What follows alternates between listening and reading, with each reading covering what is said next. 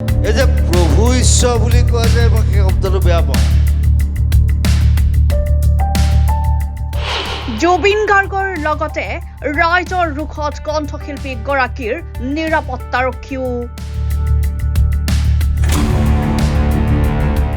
জুবিনৰ ক্ষমতাৰে মহিয়ান হৈ পৰিছে নেকি কণ্ঠশিল্পী জুবিন গাৰ্গৰ দেহৰক্ষী।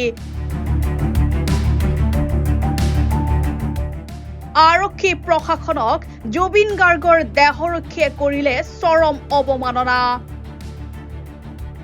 অসামাজিক শব্দৰে অপমান কৰিলে আৰক্ষীৰ উচ্চপদস্থ বিষয়াক। এই অপমানৰ বাবে এতিয়া আৰক্ষীৰ ৰোষত পৰিল জুবিন গাৰ্গৰ নিৰাপত্তাৰক্ষী। মাজুলীতে উত্তম মাধ্যম সোধালে আৰক্ষীয়ে। কণ্ঠশিল্পী গৰাকী আৰু তেওঁৰ সাংগপাংগুৰ এই কাৰ্যই এতিয়া সচেতন মহলত সৃষ্টি কৰিছে তীব্ৰ প্ৰতিক্ৰিয়াৰ। অত্যধিক জনপ্ৰিয়তাই মূৰত ধৰিছে নেকি জুবিন গাৰ্গৰ। এইবাৰ জুবিনৰ লক্ষ্য সত্ৰাধিকাৰ।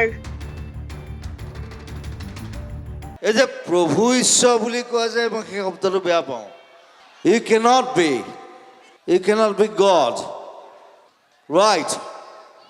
সেইটো বুদ্ধিজিমত কয় যে বুদ্ধই কৈছে যে you are God, I am not.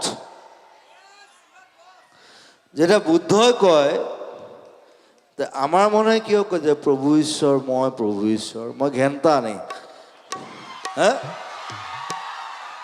চ' এইবিলাক বস্তু নাইকিয়া কৰিব লাগে। চ' ডোন্ট চে প্ৰভু ঈশ্বৰ। মঞ্চত উঠিলেই বিতৰ্ক হয় জুবিন গাৰ্গৰ।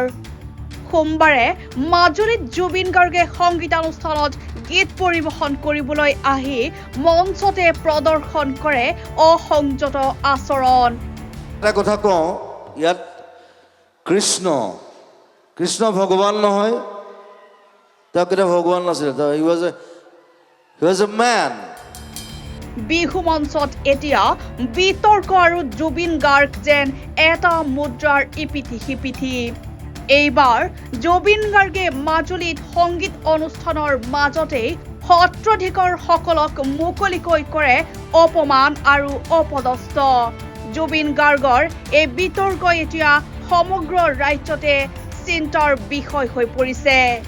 জকাই মানুহ যদি পললৈ যায়, তদনুৰূপ আধ্যাত্মিক বস্তুটো ইমান সহজ নহয়। ভাৰতীয় এটা আধ্যাত্মিকতাক জুবিন গাৰ্গে নৎসাত কৰাটো দৈবিক আৰু আসুৰিক দুটা জন্মগ্ৰহণ কৰিছিল, ভগৱন্তই নিজেই কৈছে। আৰু ঈশ্বৰ শব্দটো উদ্ধৱই ব্যৱহাৰ কৰিছিলে ভগৱন্তক। তেতিয়া সমস্ত আধ্যাত্মিকতা দিছিলে, বহুত জ্ঞান আছিল, কিন্তু ভক্তিটো নাছিল। এজন সত্ৰাধিকাৰক ৰাইজে নহয়, অসমবাসীয়ে নহয়, সকলোৱে শ্ৰদ্ধা কৰে। ঐশ্বৰিকতা থকা নথকাক লৈ নহয়। বিশেষকৈ সাধাৰণতে আমি দেখা পাওঁ উদাসীত সত্ৰসকল যিসকল আছে সত্ৰাধিকাৰ, সেইসকলে ঈশ্বৰ শব্দটো ব্যৱহাৰ কৰে। ইয়াত কাৰোবাৰ গা পৰাটো কথা নহয়। আৰু আমি সাৱধান কৰি দিছোঁ মাজুলীত আহি তেনেকুৱাকৈ মাজুলী আধ্যাত্মিক ক্ষেত্ৰত যাতে অদূৰ ভৱিষ্যতলৈ এনেকুৱা বিভেদৰ সৃষ্টি নকৰে। মাজুলীৰ মঞ্চত জুবিন গাৰ্গৰ অসামাজিক শব্দ। যেটা বুদ্ধই কয় আমাৰ মনে কিয় কয় যে প্ৰভু ঈশ্বৰ মই ঘেণ্টা নেই। মাজুলী কেন্দ্ৰীয় ৰঙালী বিহু সন্মিলনৰ সামৰণি অনুষ্ঠানত জুবিন গাৰ্গক গীত পৰিৱেশন কৰিবলৈ নিমন্ত্ৰণ কৰা হৈছিল। আৰু একেটা অনুষ্ঠানতেই সংগীত সিন্ধু উপাধি প্ৰদান কৰিছিল আয়োজকসকলে। সকলোৱে আন্তৰিকতাৰে উপাধি প্ৰদান কৰাৰ পিছত জুবিন গাৰ্গে সত্ৰাধিকাৰক প্ৰভু ঈশ্বৰ বুলি সম্বোধন কৰাত আপত্তি দৰ্শোৱাৰ লগতে বিভিন্ন ধৰণৰ অপমানসূচক মন্তব্য কৰে। এই মন্তব্যৰ পিছতেই অসন্তুষ্ট হৈ পৰে পুবেৰুণ কলা পৰিষদৰ আয়োজক। কালি যিজন ব্যক্তিক ঐতিহ্যপূৰ্ণ মাজুলীৰ গড়মূৰ সত্ৰৰ সত্ৰাধিকাৰ প্ৰভুৱে তেওঁক সংগীত সূৰ্য উপাধি প্ৰদান কৰিবলৈ যাওঁতে তেওঁ প্ৰভু ঈশ্বৰ শব্দটোক বা সত্ৰাধিকাৰজনক যি তাচ্ছিল্যসূচক মন্তব্য কৰিলে তাৰ কাৰণে আমি সত্ৰানুৱৰ্তী এজন লোক হিচাপে আমি অতিশয় দুখিত। কিয়নো যিজন মানুহক এটা উপাধি বেলেগ অন্য মানুহৰ হতুৱাও দিব পাৰিলেহেঁতেন, নিদি পেলাই তেওঁলোকৰ গড়মূৰ নাম যিবোৰ পৰা ওলাইছে সেই গড়মূৰ সত্ৰৰ সত্ৰাধিকাৰজনৰ জৰিয়তে তেওঁক সংগীত সূৰ্য উপাধি প্ৰদান কৰিলে ই এটা গৌৰৱ উজ্জ্বল ইতিহাস হ'ব বুলি ভাবিহে সত্ৰাধিকাৰজনক তাত নিমন্ত্ৰণ কৰি তেওঁক সংগীত সূৰ্য উপাধি প্ৰদান কৰিছিল। তাত কৰ্মকৰ্তাসকলৰ খেলিমেলি ঢেৰ দেখিছোঁ, যাৰ কাৰণে হয়তো জুবিনৰ খং উঠিছে। কৰ্মকৰ্তাসকলৰ তেনেকুৱা খেলিমেলি আচলতে হ'ব নালাগে, এইবিলাক একদম ছিষ্টেমেটিক হ'ব লাগে আৰু ছিষ্টেমেটিক হোৱা নাই, যাৰ কাৰণে জুবিনৰ খং উঠিছে। কিন্তু কাৰোবাৰ ওপৰত খং উঠাটো, কাৰোবাৰ ওপৰত জৰাটো আমি অপচন্দ কৰোঁ। আৰু জুবিনক অসমৰ যুৱ সমাজৰ হাৰ্টথ্ৰব বুলি কোৱা হয়। আৰু তেওঁৰ মুখত যিটো কথা আহিব উত্তৰ পুৰুষে সেই কথা বতৰাবিলাক মানিবলৈ বিচাৰিব।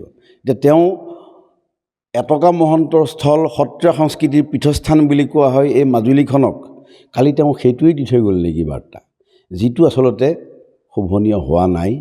অকল গড়মূৰ সত্ৰৰ সত্ৰাধিকাৰকেই তাত অপমান কৰিছে আমি সেইটো ভবা নাই।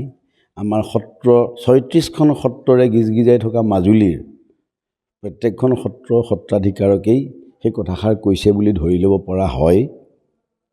মই ভাবোঁ প্ৰভু ভগৱন্তে জুবিনক আৰু আগবঢ়াওক, কিন্তু এটা সংস্কৃতিৰ মন লৈ, সংস্কৃতি জগতত যোনে কাম কৰে তেওঁৰ মনত সদায় লোকে লাঞ্ছনা কৰিলেও সহ্য কৰাৰ এটা ভাৱ মনৰ মণিকোঠাত সদায় ৰাখি লৈ পেলাই সংস্কৃতি কাম কৰিবলৈ আগবাঢ়ি যাব লাগে। কালি যোৱা ৰাতি গড়মূৰ কেন্দ্ৰীয় ৰঙালী বিহুত জুবিন গাৰ্গে যিটো মন্তব্য কৰিছে, মাজুলী ৰাইজে জুবিন গাৰ্গৰ পৰা সেইটো আশা কৰা নাছিলে। আৰু মাজুলী হৈছে সত্ৰীয়া সংস্কৃতিৰ প্ৰাণকেন্দ্ৰ, সকলোৱে জানেই। আৰু এই ক্ষেত্ৰত গুৰুত্বপূৰ্ণ ভূমিকা পালন কৰি আহিছে মাজুলী সত্ৰসমূহে। আৰু মাজুলীৰ প্ৰতিখন সত্ৰতে একোজন একোজন সত্ৰাধিকাৰ থাকে, যি নেকি নিজৰ সংসাৰ, নিজৰ মায়ামোহ সকলো ত্যাগ কৰি নিজৰ কৰ্মৰাজিৰ লগতে ধৰ্ম প্ৰচাৰ কৰি আহিছে। আৰু এই ক্ষেত্ৰত আমাৰ মাজুলীবাসী ৰাইজে বুলি নহয়, গোটেই অসমবাসী ৰাইজে সন্মান কৰি সত্ৰাধিকাৰসকলক প্ৰভু ঈশ্বৰ বুলি সম্বোধন কৰে। জুবিন গাৰ্গৰ এই আচৰণৰ বাবে এতিয়া সতৰ্ক কৰি দিছে সত্ৰাধিকাৰসকলে। প্ৰতিক্ৰিয়া আহিছে মাজুলীৰ স্থানীয় ৰাইজৰ পৰাও। জুবিন গাৰ্গক গৰিহণা দিলে মাজুলীবাসীৰ সচেতন ৰাইজে। News desk report, B24 Assam NE।